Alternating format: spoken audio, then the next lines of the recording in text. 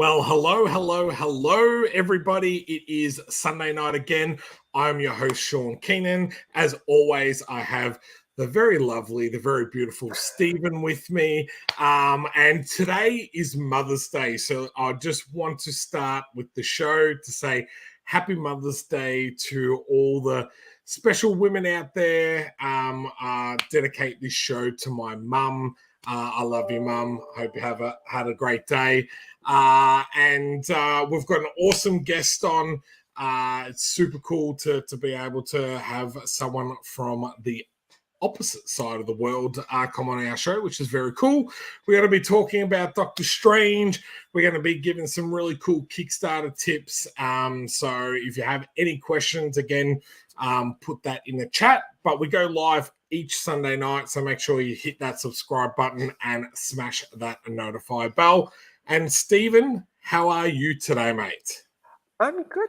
Happy Mother's Day to all the moms out there, and look, it's seriously a thankless job, and we should have Mother's Day every Sunday, but it's actually good to recognize them once a year, but they should really be recognized every day. So yes, thank you every mother out there. And it's tough, and I know everybody does the best that they can.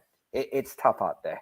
So yeah, special mention to my wife, who's pregnant at the moment, has been having a little bit of a rough time at the moment. She's been harking her guts up, even this far into it.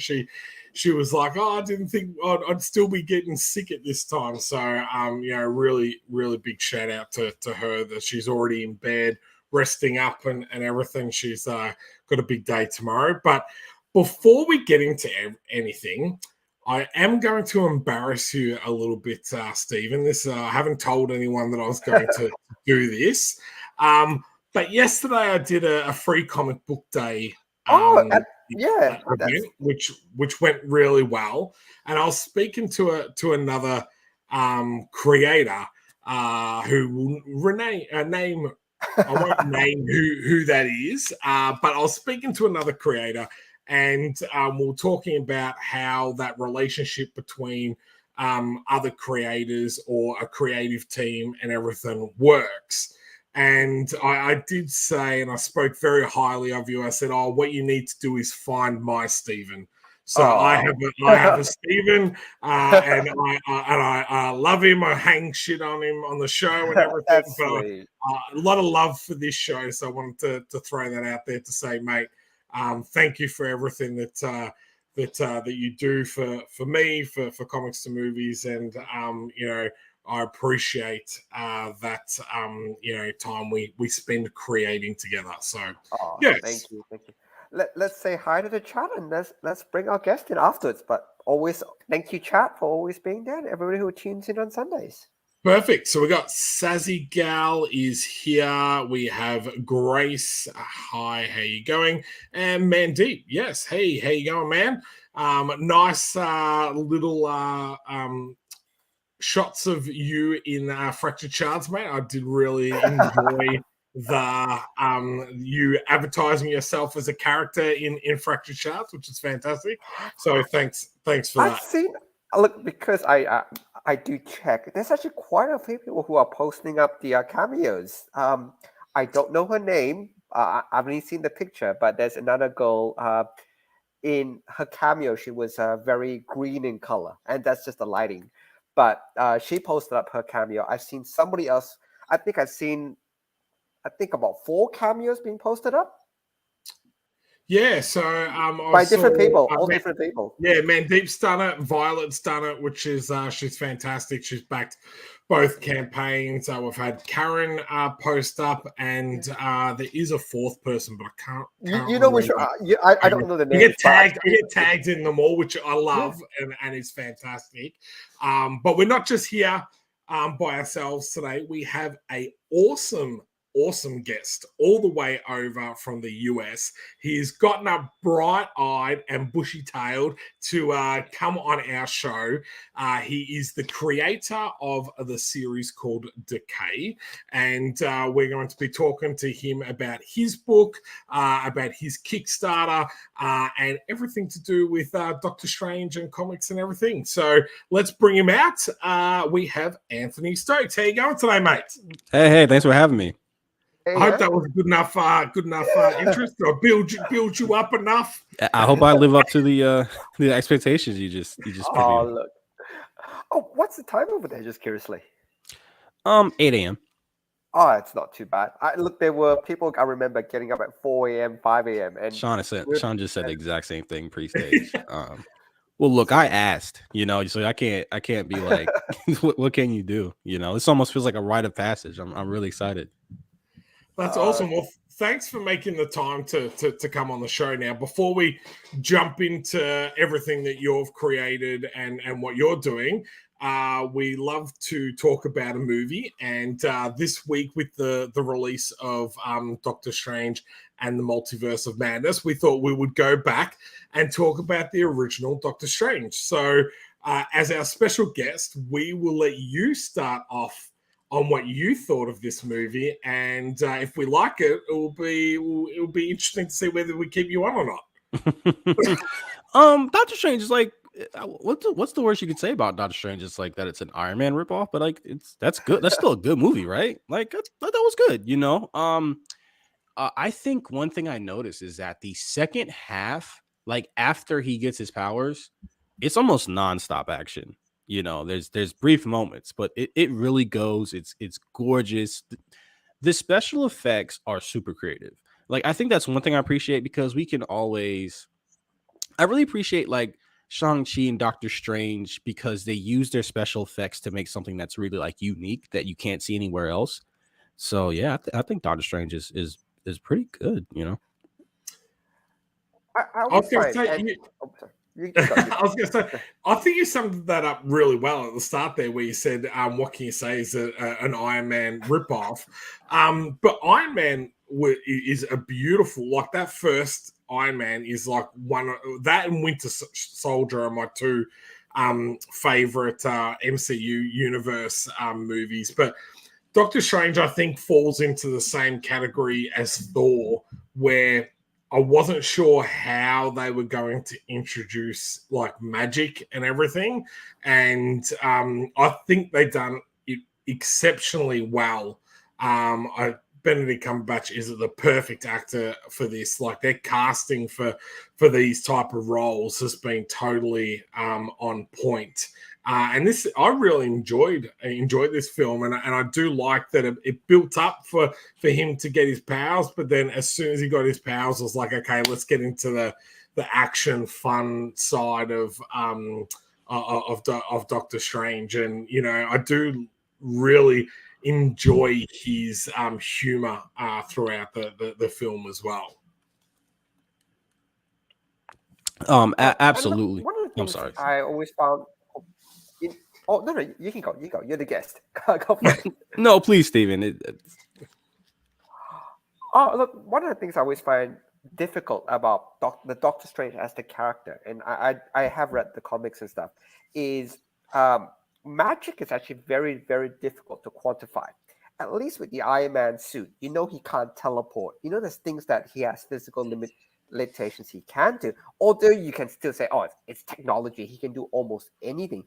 There are constraints, like he can't walk through walls and stuff like that. They do have some sort of constraints, but with magic, it's very difficult to define. And if you ever read the Doctor Strange comics, it's wildly different, where sometimes they give Doctor Strange godlike power levels, and they change it through. I actually did, and I remember I read the writer. I can't remember the name of the person who wrote this. Actually, Robert was Carlyle. very, very strict on the power levels that they want to do for the film, and to set it up for the rest, so that he's no longer omnipotent, but there are things he can do. For example, when he wants to go from place to place, he has to open a portal. He just can't teleport. Mm-hmm. And that attention to detail, the swing rings, I really love when they put the world building into the storytelling. And that's where, towards the end, again, I'm going to spoil the movie a little bit. It's an old movie. Come on, I'm going to spoil a bit. When the end, when he traps Dormammu, it was never a case that he was stronger than Dormammu. He actually acknowledged, I am nowhere close to his power level, but I can be so annoying that he will come, that, I'm going to win because I'm just so annoying as a character. I'm just going to keep repeating it until you agree with me. And I love that. Actually, I thought that was really, really good writing. Well, Yeah, I'm sorry. No, that's all right, mate. I was just going to say, Man Deep has hit a point that I thought people that might not have read the comics would have an issue with, which is, he was not a huge fan of Doctor Strange in the first one. He was too arrogant throughout, and the characters evolved to be much more likable. But if you read the comics, that's exactly what he was like. He is supposed to be this super arrogant, super, unlikable person. He thinks he knows everything. He's super smart. And I think the way they humbled him in this was what, made that character evolve. And as you said before, Anthony, the writer on this is just, hits all those points really, really well. I guess you could argue he was too arrogant, maybe, but because he was. I watched it recently. I watched it like this week, and I was like, man, like he is really, really, like, for no reason, but that probably is comic book accurate, and he's not like that for too long. So I guess you could argue they went over the line, but I wouldn't. And I think there's a lot of moments where he's like kind of weak, right? Like all he can do is that little rope thing for a while. Yep. So I think they did a good job. And I know we're talking about Doctor Strange, but I think, how do you guys think they went going forward with his powers? Because after that, it is kind of like, well, why don't you do this thing in this situation? Like, I think they did a great job here, but in later movies, it's kind of like, should you be getting beat up right now? Like, like. A little bit, but just on the arrogance part, and I just want to make sure that you guys know that it is actually, how do you say, career accurate. My mom's a doctor, and I do know a lot of doctors. Not disclaimer to all the doctors that watch this show. We love you. So not doctors, but surgeons, which is exactly what Stephen Strange wrote, surgeons. Yeah. Nearly every surgeon I've met has that same level of arrogance. And they may be nice and polite. Don't get me wrong. They're not going to call you an idiot. But it's that if you ever talk to them, there's a little bit of very condescending. And it's always, oh, I know better. You better just listen to what I'm going to say and what I propose. There's a very, very famous heart surgeon in Australia, I think Victor Chang. And if you ever hear him speak, he's got that same level of arrogance. And it's not a bad thing. It's just like, it seems to be like, if you're a politician, you're a certain mindset. If you're a surgeon, you're exactly that mindset. And it's actually really eerie, if you know a lot of surgeons, exactly how almost on point that type of career pathway leads certain people to follow that pathway. So... Anyway, it's almost like you spend more time learning the thing, you forget how to socialize. Like, oh no, it's because you're a god. Basically, you actually feel in the operating theater, you know what? The guy's going to live or die based on what I do. And I say, I can't take that type of job. I can't take that pressure. But these are people who can, and you need that certain level of, I would imagine, that certain level of narcissism to say, I'm going to do it. And he's going to live because I'm that goddamn good. And that's a mindset. Yeah. That's what I was going to say. I love The Good Doctor, if anyone's seen that show. I watched that too, the guy's got autism, and he's just like so matter of fact. It's like, well, this is the fact of the situation. There's just no people and social skills there whatsoever. And I kind of got that a little bit with Doctor Strange in regards to, like, you should feel privileged to even talk to me at the moment, let alone be in the operating theater with me and that type of stuff. So But in regards to what you were asking before about his powers, I do think it kind of got skipped over a little bit, and I think that's because was it pretty much Doctor Strange and then Infinity, the two Infinity movies came out? Is that He was in Infinity War and Endgame. He had a significant part. He was one of the main characters of Infinity War, and then he was a major part of the third act of Endgame.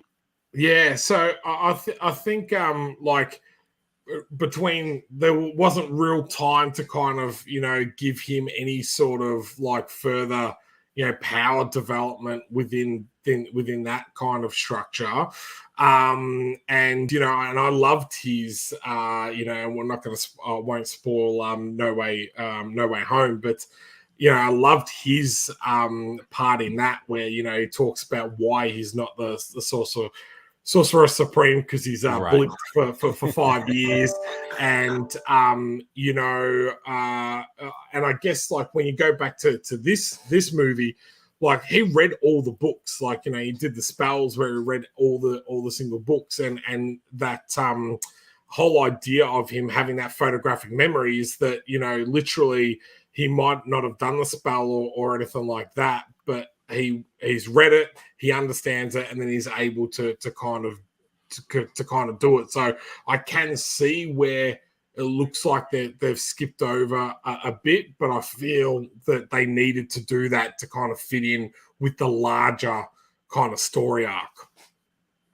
Yeah, I mean, he was going one-on-one with Thanos there for a little bit. He's definitely powerful, and there is justification in the story for being powerful. But I think there's a reason why we're so impressed with Doctor Strange, because it was so restrained, and it's like, okay, it's 6, 7, 8 years later. You know what I haven't seen Multiverse, so I don't know, and neither have I.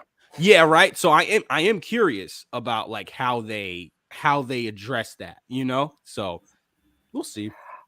I think in No Way Home he was used more as a plot device though. It was like it's it's a Spider-Man movie mostly, and what Doctor Strange, he's a cast a spell that goes wrong.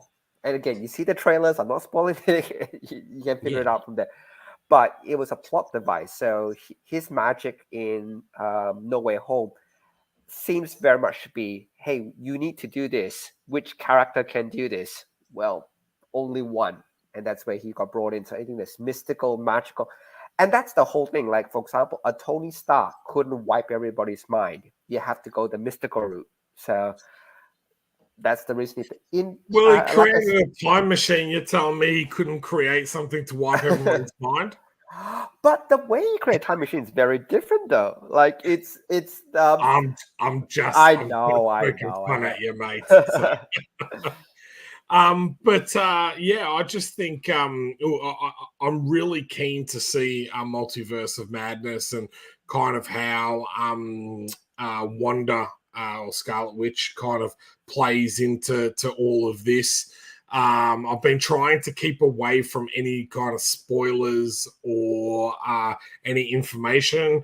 Like I've seen a few people drop some comments and everything, and I'm just kind of like, okay, I don't want to look, I don't want to read anything into it. I just want to go and enjoy the film. This will probably be the first film I've seen actually in a cinema for quite some time. I've done all the express releases in my cinema room here. So I'm looking forward to actually going out to the cinemas for a while.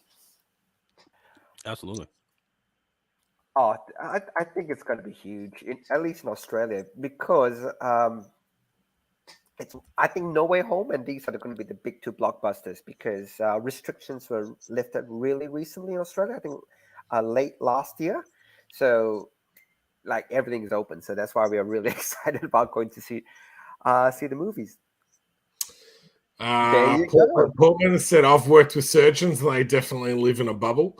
I actually at the moment here, Anthony, we're going through an election, federal election for our country, and I literally came out of the cinema room because I thought someone was fighting with my wife. It sounded like two kids arguing, and it was literally our two politicians, like just just going at each other. I'm like, oh my god, you sound like children. Like, What's going on down there, guys? Yeah, we had a debate going on. I was just like, oh my god. But we're not going to get into political stuff. Mhm. But yeah. So Mandeep has seen it. So he's the only one that wasn't a huge fan of Doctor Strange, but he's gone out and seen Multiverse of Madness before all of us. So, well, thanks, Mandeep. So, Jackie's seen it too as well. oh, of course, Jackie. Jackie sees everything as soon as it comes out. So, but let's move on to talk everything Decay. So, you are a comic creator. Is Decay the first thing that you've worked on, or is this something else that you've done? So this is the first thing I've ever published. I've been writing for a very long time. I've been writing since I was like 15, and I just finally got my stuff together enough to self-fund a project. So this is essentially, like might have been the 12th, 13th, 14th thing I've written, but it's the first thing I published. Yeah, I think a lot of people don't realize that when we go to publish something, there's not necessarily the first thing that we've actually written or anything. It's just either the first time we've been able to get something published, or the first time that we've been able to afford to get something done ourselves. So that's kind of cool. So what kind of sparked your love for writing one, but then two, the actual comic medium? So what started to, I was a nerd, and my dad, I wouldn't say a jock, but he's big into sports. And I'm into sports now, but I wasn't into sports before.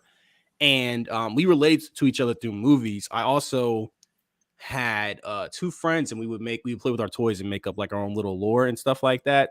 Like so I've always had an appreciation for creativity. I've always had these ideas going on in my head. I used to like imagine fan fiction in my head when I would go to sleep, like put myself in the Harry Potter world or the Pokemon world or whatever. So I've always had like an interest in storytelling. And then I saw Superbad and Inglourious Bastards when I was 14, 15. And like I think those are great movies for like a teenage boy especially. And this is what I want to do. And then so I started writing, and I had been a comic book fan, like a casual comic book fan. Like I read the big stuff. I read Watchmen, Scott Pilgrim, Kick-Ass, like the big runs, Daredevil, Born Again. But I really read manga a lot. That was really where I got an understanding of the medium was through manga, and I'd read that like crazy. And then essentially I want to make movies. Truthfully, that's where my passion is, and I really enjoy making comic books. This is like the diet screenwriting. It's like, okay, it feels great, but it's not scratching that itch. So I was like, okay, a comic book is way easier than making a movie. So that's what is a little cynical why I broke into it, but that's the answer. Oh, that's not a bad thing at all, actually. A lot of there is only one major difference I find between comic book paneling and movie, especially, and I know a lot of actors, and Wesley Snipes probably being one of the bigger ones who have just came out. They're actually using a lot of their comics as as much as they love the medium, it's almost like a storyboard, exactly, like a storyboard for their pitch. The only thing, and I don't know, and I actually have seen some of your work, so I actually noticed you have done it. You've done something which I thought was, and I don't know if you intentionally did it, but you did do it, which I thought was really cool. The comic books have one aspect that the movies don't have, and it's something called, and I think I mentioned it quite a few times, something called the page turn. Not all pages are created equal. So imagine if you have the physical comic in front of you. You have page 1 staring at you. That final panel on page 1 is actually more important than the top panel of page 1, because you've got to convince whoever's reading it to go, oh, that final panel's, might as well turn the page. Mm-hmm. So page 2, if you flip it, page 2 is not as important as page 3. Now, page 3, the final panel of page 3 has not, imagine, is one flip. Now you're looking at page 2 and 3. The bottom panel, the last panel of page 3 is the most important panel of that page because that's going to convince you to turn the page to page 4 and 5. And that's actually very unique to the medium. Mm-hmm. And if you watch a lot of writers who actually write, every second page final panel is a mini cliffhanger. I mean, if when you actually see it, you go, "Oh my God, I've never noticed this before." You blow my mind right now. It's whatever it takes to turn the next page. And if it ends on a bit of dialogue on the third page, people are going, nah, not going to turn the page. But if it ends with a question, I want to find the answer. Oh, there's the answer. Another question. Oh gosh, got to keep flipping. Got to keep. Damn it! I've read the book. I'm gonna buy it now. It's very fascinating. Yeah, and I was going to say, like, our show's called Comics to Movies. My business is called Comics to Movies. So my whole idea was exactly what you're saying from Anthony. So it's definitely, I don't feel like it's cynical at all. I think it's like, it's that stepping stone to be able to get to that next level. Like, if you're a director, you can do an indie film and stuff like that. Where if you're a writer, it's a little bit hard to just make a film because you're still needing a director and all that type of stuff. Where with a comic book, you've got more of a chance to kind of make something visual, but have a little bit more control over it as well. Now, we've talked about Keanu Reeves, having his own comic book Berserker now. Now, do you guys know that Oscar Isaac has his own comic book coming out? I did. That's I heard from somewhere. Moon Knight guy, isn't it? Yes, Head Wounds. So by Legendary, who do Pacific Rim and Kong Comics, Godzilla. So I find it quite interesting that a lot more actors are kind of delving into this medium as well, because I feel like everyone has a story that they need to tell, whether you're an actor, whether you're the guy at the fish and chip shop, whatever. So it's kind of cool to see like so many people turning to the comic and graphic novel medium to actually do that and tell their stories. And I love it. They make the main characters them, so if it ever gets picked up, I need to be the star. That's like a good Berserker is Keanu. You know what I mean? I think it's brilliant. I think it may be. You're like, okay, like these comic book are really big. Like, let me make my own, and then maybe I get $1 billion, and I get a big old slice of that, maybe. Cool. Let me say real quick, like that thing about the page turner, I think I had some idea. Like, you definitely want to. I think it's like you'd ideally have a scene end on the last panel of the page, right? But I did not know. But that's why I'm here. That's why I'm up at 8 a.m. because I need to know these little tips and tricks and stuff like that. Oh, I'll just mention this one thing, and then I swear we'll talk about. We'll go back to your Kickstarter. You've opened the door now, Anthony. You've opened the door. That's why I'm here. Look at your, and I'm going to spoil the first page of Decay because I've read it, and I think it's really good. I've read it.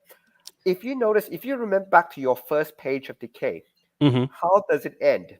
It ends with the door. If you remember, you got a panel with the door knocking. She's asking, "Hey, who's at the door?" And then there's a long black panel of just the shadow.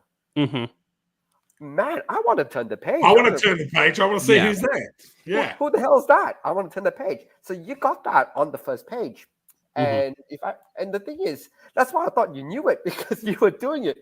And then you have on the third page, page 3, he's about to take a shower, or he's about to get cleaned up. He's bloody, he's messy, he's about to get cleaned up. He takes the necklace off on the third page. And how do you end that panel? He's on the floor. His eyes are white. He's going, "Oh my!" And then she rushes in, going, "What the hell is happening?" Yeah. That's another cliffhanger. That's why when I read it, I was thinking, you know how to write because you were doing that page turn thing already. So on page 1, you have a Yeah. cliffhanger. Page 3, you have a cliffhanger. And that's enough for me to flip through the whole book. To be really fair, you've given me 2 cliffhangers, enough for me to flip. I'm going up to page 5 already. I'm invested. I might as well just read the whole thing. Yeah. But you did it. I don't know if you realize you did it intentionally, but it's there. That's why I knew the first page was important, right? Like I knew the first page, and that so happens to be the page you turn on. Yeah. But and I know you end scenes with the last page, like the last panel, if you can. So I think it was a happy accident. Yeah. Oh no, but do check your work. You've done it. I wouldn't change it because it's done. So well done.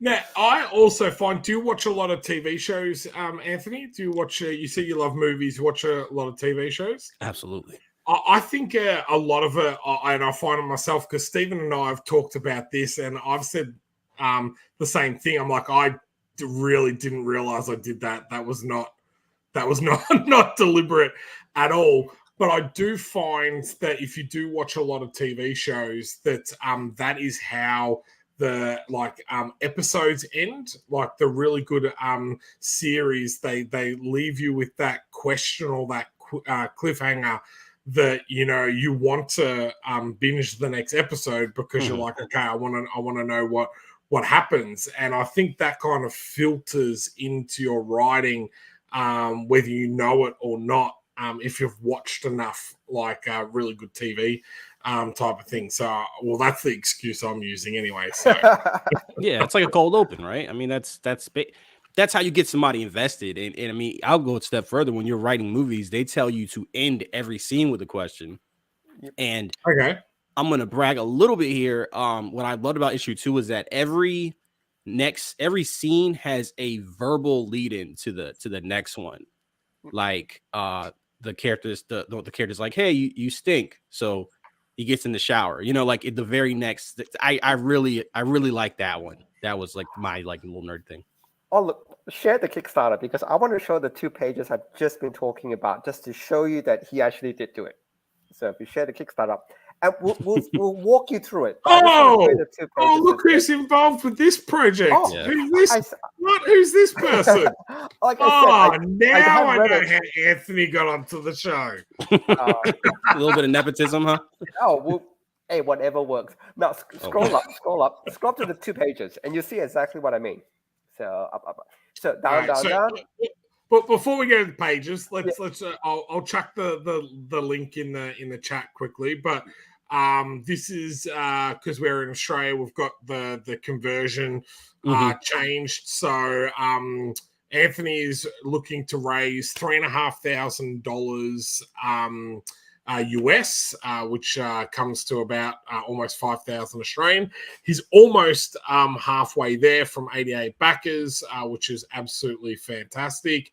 And this is for issue 1 and 2. So if you do back this, you get two issues, so rather than just one. But yes, so now tell me, which one am I going down to? Well, that's cool as it is. I'd flip to find out what's going on. No. Okay, yeah. Yep. So that's page 1. That's page 1. Yeah, that's a page knock, and then that. Yeah, okay. That's a page 1, page 10. You want to flip. Scroll down a little bit more. Especially with this subtle part where the light on her face, where you can actually see she's either surprised or shocked or something like that. It's not just like, oh, hey, honey, we're going out for dinner. Yeah, it's actually like, oh, who is this, or someone she hasn't seen. But yeah, and this is page 3. So this is, if you remember it, this is the page turn. This is the page turn page. So it ends on the page. This you didn't show page 2. You show page 3. This is page 3, and you notice that's not a page turn right there. You're going, what the crap's happening? What's happening with him? You want to flip the page to find out what's happening. I want to know what's happening after that. Yeah. Some shit's going but down. Let's watch the video first. We usually do watch the video. I know we jumped ahead because we're talking page turns, but we have to watch the video. It's a little, the audio might be a little loud, just so you. Okay. Well, let's see. We'll mute everyone and.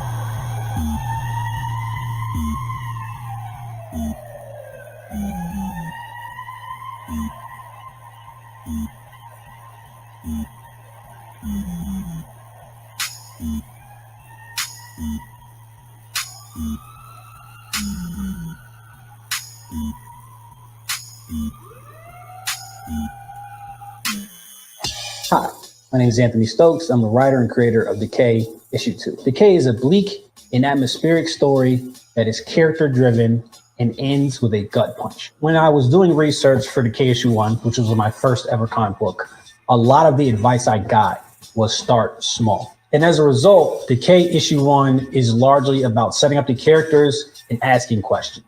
There was heavy emphasis that anybody that enjoys good story could pick up Decay and like it. In issue 2, we answer some of those questions as well as ask some new questions to keep the story engaging.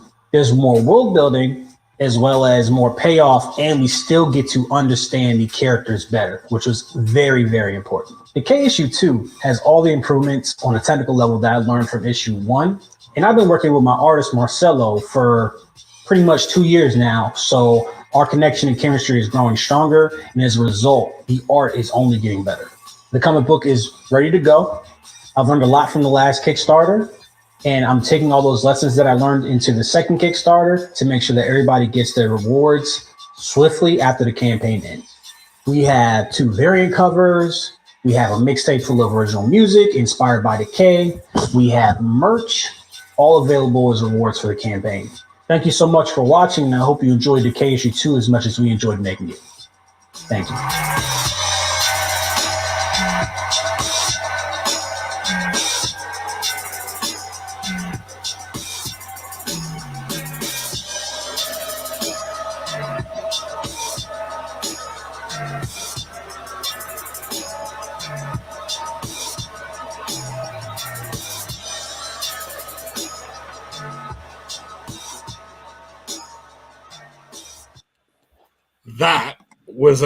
That's a good good video. I enjoyed that.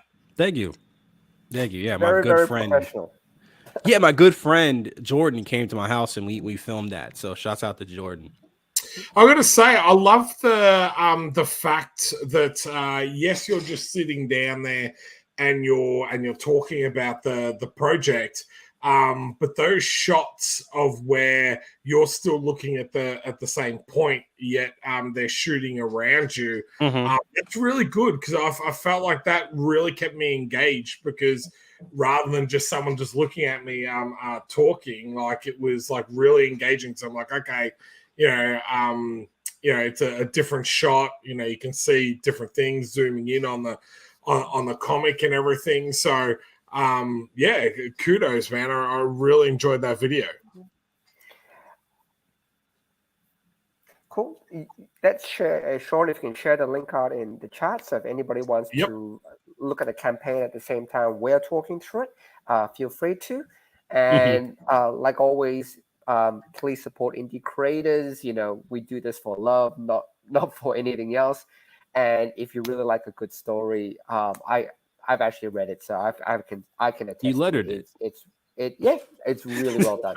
I enjoyed it. I hope you've read it if you've lettered it. I'm a little bit worried. But Mandeep said, "Oh no, another cool project." So yes, we've got some amazing people on this the stream that do support a lot of the indie creators that come on. So I've added the link there. Go check it out. There is still 24 days to go, but as we always say on this show, if you're able to back early and share it around, that really helps all of those algorithms, all that stuff behind the scenes to keep Anthony's project up the top there and get more and more people to see it, more eyeballs on it. So that's why we say pledge and pledge early. So yeah.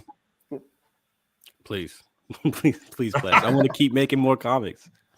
So tell us a little bit about the story there. Who are your main characters, and what is the main theme throughout it? Yeah, that's DK. He's a great guy. Super nice. So it's DK and Jess. They are a brother and sister, and essentially their parents passed away. They're essentially living for each other. And Jess practices the religion voodoo, and basically DK is in the wrong place, wrong time, and he gets killed along with his friend, and she brings him back, and then it's the consequences of playing God, essentially. Oh, that's cool. I like that. I did notice the covers with the voodoo doll and everything on it. So I was like, I thought that was a really cool well, I love that cover. That's absolutely beautiful. Yeah, that's really nice. So what are the merch? What is these items? Those are the necklaces from the page 3 that Stephen was talking about. So you can get actual merch from the comic book. That is super cool. Super cool. So there's 2 issues. Let's have a look down at the support side. So digital copy you can get for $5. Then I love this, which is the digital catch up. So you can get both issues for $7. And then the physical copy starts at $10, which is awesome. Now, it does say that you only ship to the United States, so all of our international backers, they will need to just get the digital copy. Is that right? Well, no, it goes up. So, I mean, I was just thinking that the shipping, yeah, so I think that one goes to Australia, UK, Canada as well. Well, because it was just like, well, do you want to pay more for the shipping than the actual product? That's what I was thinking of. I guess you could say, like, why not just ship it and have the people pay for it? I was like, just spend the extra $5 and get like 2 copies instead of 1. That's what my thought process was. No, that's a cool idea, because I think that that is the issue. Steve and I both being Australian creators, is that we do have a lot of backers in the US, and trying to find that nice balance of being able to provide them value for money without going, okay, you're going to pay just as much in shipping as you are in for the actual comic itself. So now you're the creator. So Mark Oliveira, is that how you say it? It's Marcelo Oliveira, and I think he goes by Mark Oliver to make it easy. All right. No problem. So is he US based, or? He's actually in Brazil, and he only speaks Portugal. He only speaks Portuguese. So yeah, there's a language disconnect there. We talk to a translator. So it's kind of amazing that this project gets done. Wow. Yeah. That's really cool. So is that through like just a digital translator, or is that someone like physical that you do? It's a digital translator. I thought about, because it's a lot of people that are pro editor in the comic book community, and I understand 100%. And I was like, if I could find an editor that speaks English and Portuguese, I would absolutely bring them in. So wow, that's amazing. That's very cool. Now, how did you get a hold of Marcelo? Like, if this being your first comic book, like, what was your process in regards to finding an artist that you thought you could work with, for one, and then 2, how you decided to go with someone where you knew there was going to be a little bit of a language barrier as well? So I got a couple of shorts done. Oh, just shot my phone. I got a little bit of short. I got some shorts done. I was like, okay, I'm gonna use this as like a trial to see how I work with somebody, because we know, like, it's like a chemistry thing. It's like a mesh thing. You don't want to work with somebody presumably for years, depending on how long the series is. If you don't get along, we get along great. And yeah, it was like not only somebody to work with, but to grow with, and I feel like we're helping each other get better. And I found him through Reddit. So okay. r/comic book collabs is where I found him. So we've been working together for almost 2 years. That's amazing. I was actually just talking to another creator, and that's how we actually got onto talking about Stephen when I was pumping him up at the start of this show. Was exactly that. Is that when you're creating a series, even if it's just a 4-issue series or an 8-issue series, it's like a relationship. You're going into a relationship with someone for several years to create a project. And I was saying to the person I was talking to is that I did the same thing. Like, I do a lot of anthologies or short stories and that type of stuff, and we would try out people through that process and see how they went through that. Because I'm like, if it's a really difficult process on a 10-page story, how is it going to be when we're trying to do a 30 or 34-page comic book and then over 4 or 5 issues? So it's great to see that you've taken that idea on board as well. So. And Yeah, look, I mean, and finding artists as well, or other creators to work with. Look, I'm very much in terms of what they call looking for the red flags and looking for red flags as early as possible.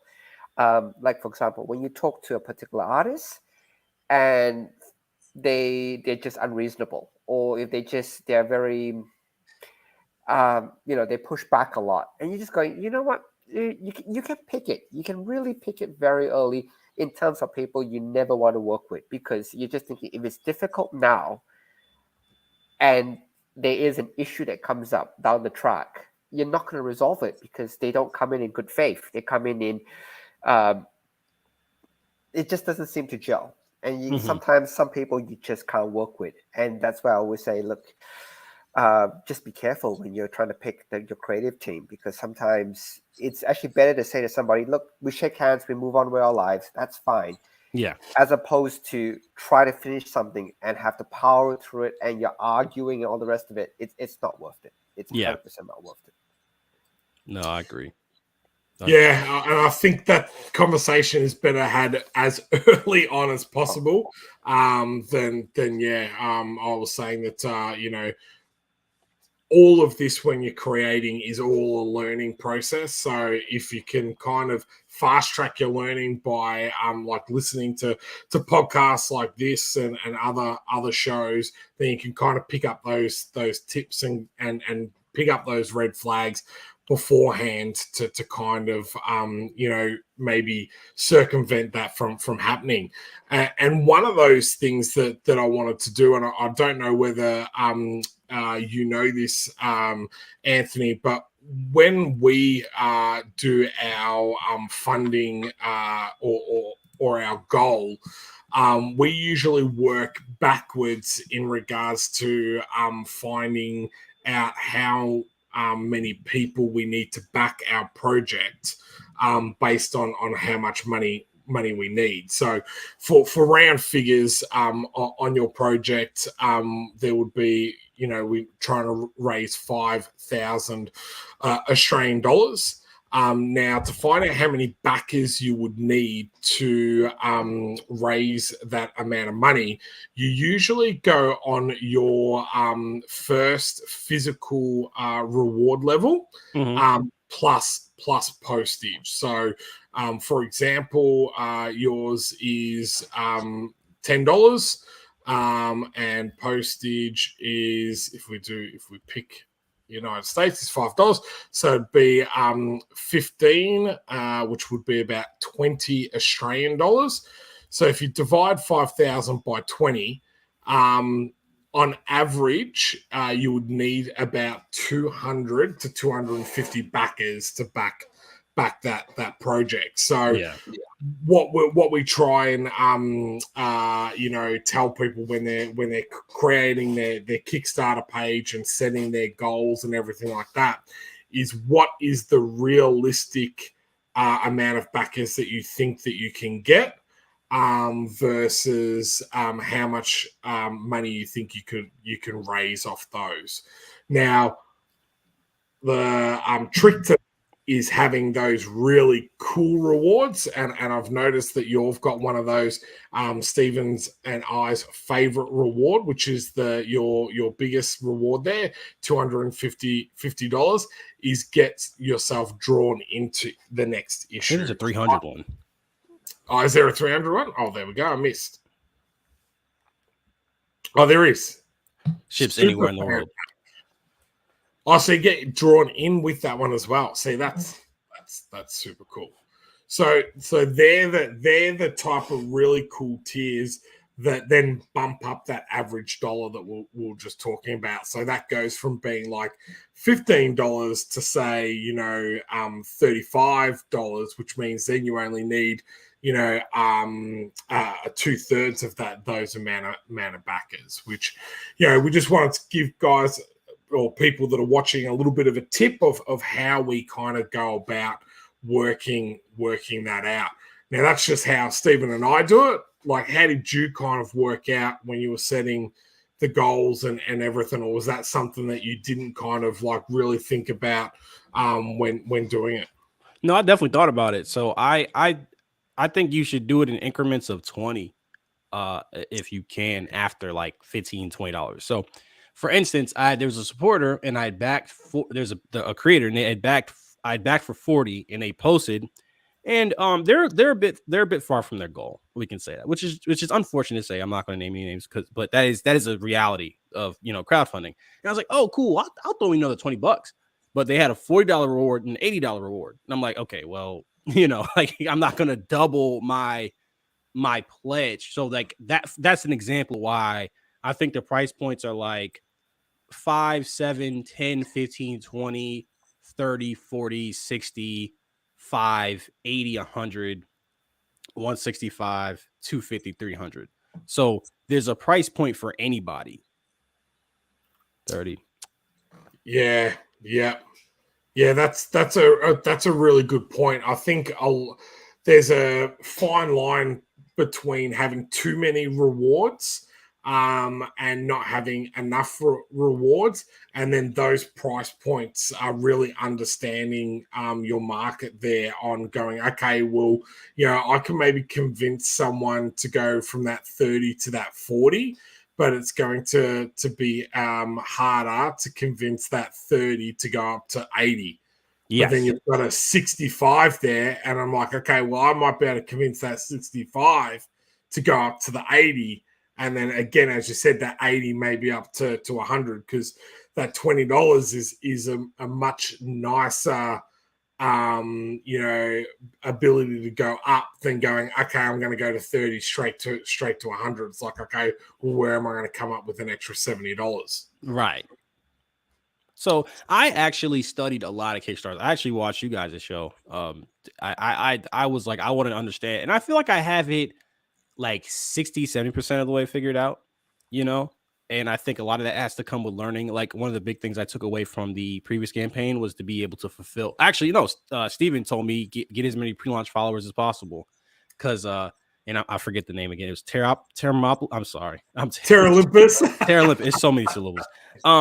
He's like, yo, hey, check this out. I'm like, oh, cool. I'm cool. There's 300 pre-launch followers. I was like, what are you doing to get all these followers? So I was like, that was one thing. So that told me to fulfill as possible. So and if you saw in the video, issue 2 is ready like now. Like, it's physically printed out. Like the standard cover is printed out. So I was like, okay, cool. I can fulfill the digital. Obviously, the physical is ready. The digital is ready. I can fulfill like 50% of my campaign within the first couple of days. Wow. Like because I ship out on Wednesday and Saturday, so it should only take me 2 days really to get. I'm gonna start bagging the comic books up to get everything like half of it fulfilled instantly. So that was one thing. Is like to fulfill as fast as possible, so that if something goes wrong, at least like, okay, at least half the people got their thing as fast as possible. I want to establish a relationship of fulfilling fast, as fast as possible, essentially. So it's like there's no doubt that like this guy will, at the very least, I'll get my product. That was a big concern for me. Yeah. Yeah, no, that's great, because I think with a lot of people that might not have backed Kickstarter before, there's always that worry, and even when you're backing, there's that little tick box of, this is not a store. You are you are for backing this project, and they may not fulfill, type of thing. So there's even that right at the end, that little option of people that are on the fence going, okay, well, no, I'm not gonna back the project. So the fact that you're going to fulfill that quickly is absolutely fantastic. So what do you have in store? Is this an 8-issue arc, a 4-issue arc, a 50-issue arc? What is your end goal with Decay? It's a 5-issue series, so I'm in Indie Comic Conspiracy. So thanks, guys, for starting that up. And so, like, a lot of the feedback I got. Oh was wait, just on that point, shout out then is to a different Shaun Barber for running that one. That one, although we take part in Indie Comic Conspiracy, all credit to Shaun. We Shouts didn't out to start Shaun. that up, and not this Shaun, Sean's a just different awesome. Shaun. Very uncovered. I just want to make sure that, we're all because I don't want awesome. to take credit for something. Shout out that to all we the didn't do. Seans out there. You guys are awesome. Yeah, absolutely. Well, people said start small, and while I rejected it at first, I was like, okay, let me start with a small, intimate story. So it's gonna be 5 issues. It's gonna be 5 issues, and I'm already planning on a second series, which I hope Stephen will letter for me. And so my kind of thing right now is like, how many series can I run? Can I run it? Because oh my god, how many series do you guys run concurrently? Like, Well, COMICS2MOVIES got 6. Oh wow! Which is crazy. But for us, I think like Terra Olympus, we're about halfway through that. So there's only another 4 volumes or so to go with that. XCT was I was totally naive. I had a 50-issue arc planned out for that. I thought that I was going to be the next Image, and yeah, you guys big are learning, there. big learning curve there. But so that's still going.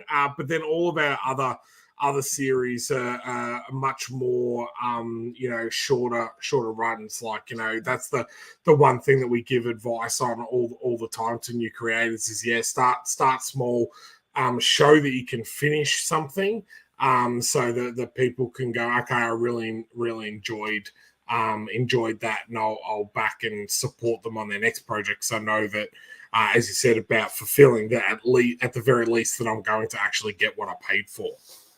Yeah, exactly. And it's gonna be 5 issues. So be done by 2024. We're working on issue 3 now. So yeah, this isn't something that I planned. And then I have like side series in the works. I'm actually writing a second Decay series that's going to be like, God help me, 25 issues as it's written right now. Yeah, so we'll see what that turns into later, for sure. Yeah. But that's the plan. That's the plan right now. And that one I did not plan on self-publishing. Like that one, I was definitely. My goal was to have kind of like a self propelling machine of promotion where it's like, okay, I can definitely go all out if I need to, but this is something that's like as smooth as possible, so I got it, that finding out the infrastructure and the planning and all that stuff, and is something I'm working like really hard to figure out. Yeah, perfect. Look, we've got a minute to go, and look, the links in all the chats, so please do check it out. If you can take your time to look at it over the next couple of days, please, if you can support it, definitely do support it. It is a really good, it's a great story to read. And like Anne said, as soon as the campaign is over, you're not going to have to wait a year for like some projects. You get it as soon as the money clears, I imagine, as soon as the print run is done. Absolutely. Before that, in some cases, because I'm gonna just give it to my friends because I know where they live.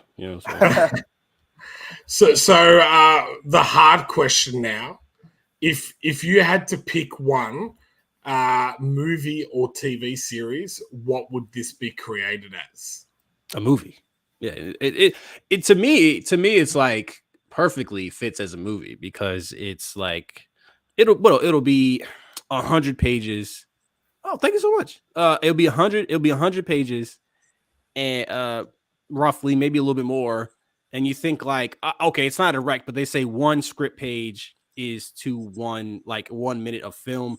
If you extrapolate that to like one comic book being like 1 minute of film, one comic book page, then it makes sense. Like it's a 100-minute movie. So it would be movie, and I think there's going to be a string of hard R-rated movies, so that's also kind of where the idea came from. So definitely movie. Perfect. Well, thank you so much for coming on the show. That hour went super quick, but we appreciate you coming on, sharing your project, sharing your Kickstarter experience, and I hope you've taken a little bit out of this as well. And Stephen, as always, thank you very much, mate, for coming on and being my my other half when it comes to comic creating. But thank you everyone in the chat that's come along. We love you guys. You guys are awesome.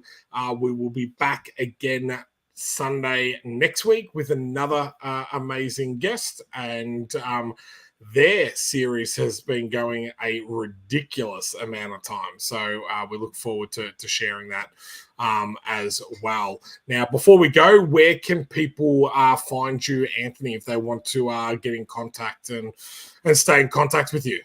I'm at Stokes the Writer, and on Twitter, Instagram.com/Decay Comic. That's where I operate my business out of mostly. Perfect. Awesome. Well, till next time, everyone remember to subscribe and smash that notify bell. We go live every Sunday night at 10 o'clock. Till then, we'll see you next time.